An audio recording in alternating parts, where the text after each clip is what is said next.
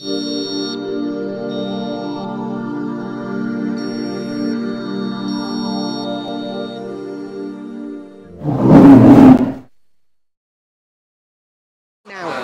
everybody, welcome to Bear Beer Reviews. We are here in YEAST Labs, the world-renowned producer of yeast, based in San Diego. This is their little tap room, tasting room. It's a really interesting place. What they do, and what we've got in front of us, is they do a certain amount of base beers.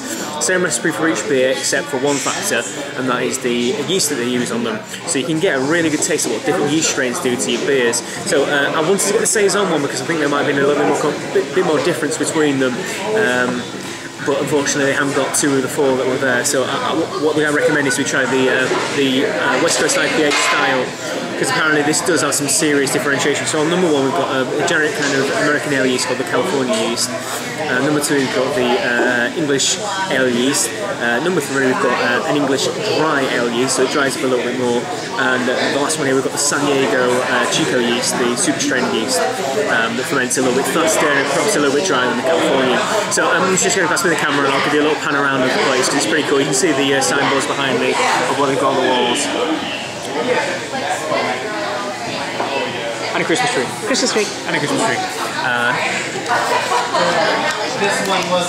They have some really cool lights in here as well, some conical flasks.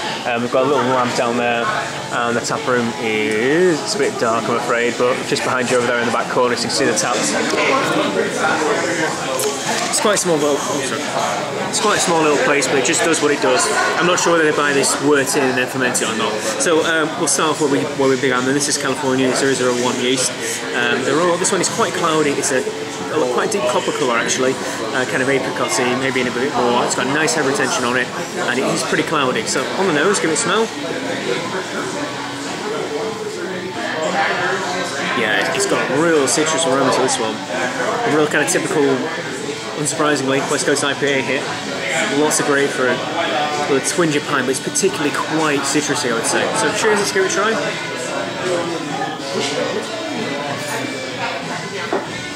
Yeah, massive hit of grapefruit. A little bit of a floral bit too. There is a nice bit of malt complexity to the background as well. It is particularly bitter, but it's kind of sweet towards the end of the palate, I might say.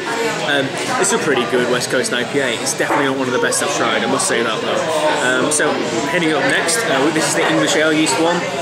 This one surprises me because English ale yeast usually flocculates, as in clumps together and then drops out a lot better. But this one is cloudy as heck. It's even cloudier than the Californian one. Whoops, someone just said during it.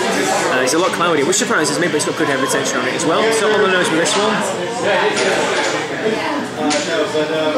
Yeah, I mean, you seriously can tell a difference in aroma. This is apples and pears. It is such a pint of English pale ale. It really smells it. Appley, really appley. It's so unusual, completely different aroma. So cheers.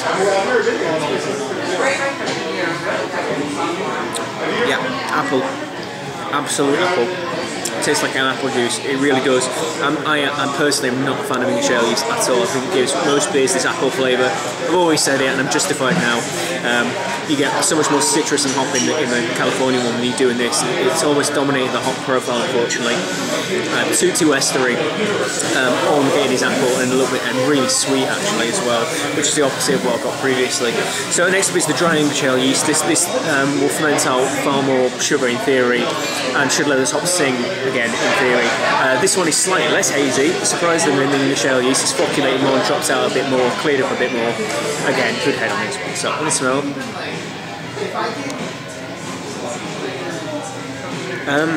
It's almost peachy actually. It's definitely not as appley as the English ale yeast, but it ain't as citrusy as the Californian. It's got a little bit sweet, but there's some citrus behind it, and also a bit of apple and pear as well. So cheers, let's give it a try.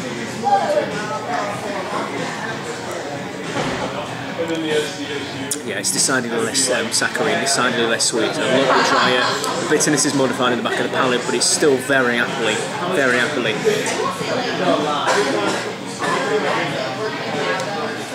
Probably less so than the English ale yeast, but it still dominates the palate. I genuinely mean it. I cannot taste the hops in those two. It's gone. Whatever's happened, it's gone. So the final one is a San Diego Super Yeast. This is yeast that ferments far faster than any of the previous three.